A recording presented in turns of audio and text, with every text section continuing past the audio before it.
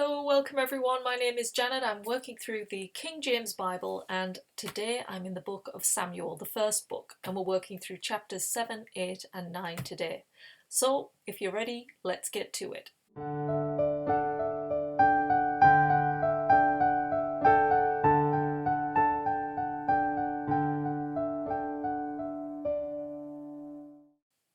Now we begin this chapter 7 knowing that the Ark of the Covenant has now been returned to the rightful owners, the Israelites, because in the last few chapters, remember, it was stolen by the Philistines. And the men of Kiriath Jearim collect the Ark and bring it to a man called Abinadab.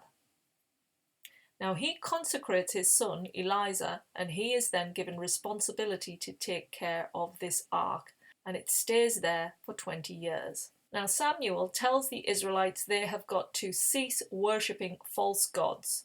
And by doing this, this will release them from the oppression that they are currently under from the Philistines. Now they are to serve one God and to come to Mizpah and confess all of their sins, which they do. All of the Israelites go to Mizpah.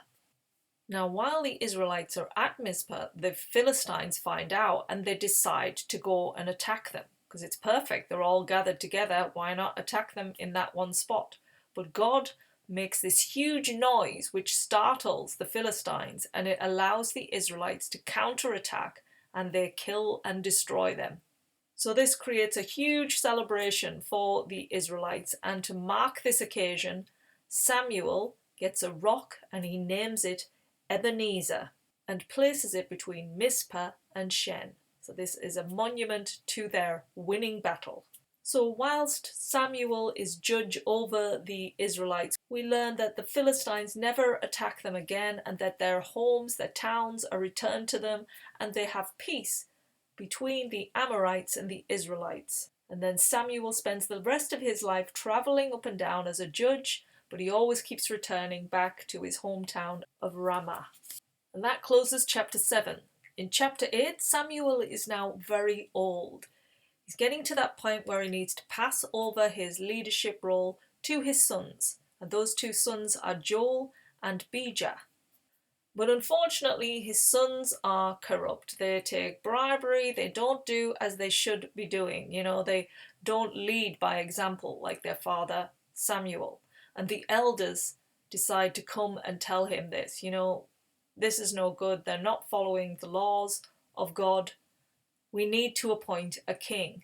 Now Samuel's not happy about this because I guess he feels rejected. It's his sons, so he then goes to the Lord as always to ask for an answer. And the Lord tells him to listen to the elders, but to let them know that they're rejecting the Lord again, because if they need a king, they need somebody in place of him. And he told Samuel to tell them exactly what will happen if they appoint a king. So Samuel does go on to tell them the details of if they have a king, they are going to be so oppressed again. Everything is going to go away. They're going to lose so much. But this just does not deter the Israelites. They want a king. End of. So Samuel prays to God and prays for a king for the Israelites, and then he sends them home to go home. And that ends chapter 8. Chapter 9 now. We start with a man from the Benjamin tribe, and he's a handsome man and well-to-do, and his name is Saul. Now his father, Saul's father, loses 2 donkeys, and he asks Saul, "Can you find them? I can't find them anywhere. Can you go out and find them?" So he takes his servant, Saul, and he goes searching for these donkeys all over the land of Benjamin, the Benjamin tribe, and he just can't find them. So his servant suggests to him, "Why don't you go to Samuel? He's a great prophet with God. He'll find us the solution. He'll know what to do." So they decide to set off and meet up with Samuel, and they have a 1/4 of a shekel to offer for his services. So Saul and his servants set off. In the meantime, Samuel is told by the Lord, he knows he's coming, so he tells Samuel, "Saul's coming to meet with you. He is to be anointed the king over the Israelites, and he will be their leader as they go up against the Philistines." So Saul and his servant arrive at Samuel's place. Samuel says, "Come and have dinner," but Saul is worried about his donkeys, and Samuel assures him, "Look, it's fine, they've been found." And he tells him the news of why he has come here really, it's like, you are going to be the king of the Israelites. Well, Saul is just overwhelmed, like, what, me? I come from the smallest tribe, and you're going to choose me as the leader over the Israelites? He's like, yes, this is what is going to happen. Then he asks him to send his servant home because he is going to speak with him for a while about the word of God.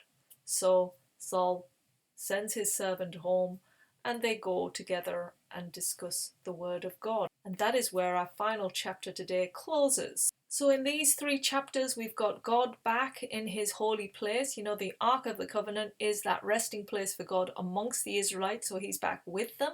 They've got a beautiful leader in Samuel who is spreading the word of God amongst them. They've got peace now. They've managed to overcome the Philistines. So they're in a good place. But now, towards the end, they're wanting to appoint a king. And although Saul, he could be a worthy king, could overcome the Philistines, the predictions that God said if they chose a king was not good. So how this is going to unfold, we will find out in the upcoming chapters. So this was a brief overview of chapter 7, 8 and 9. If you want the full details, please check the links under this video and you can read all the details there. Thanks for being here, and we'll return again tomorrow for more within the book of Samuel. Thanks now. Bye.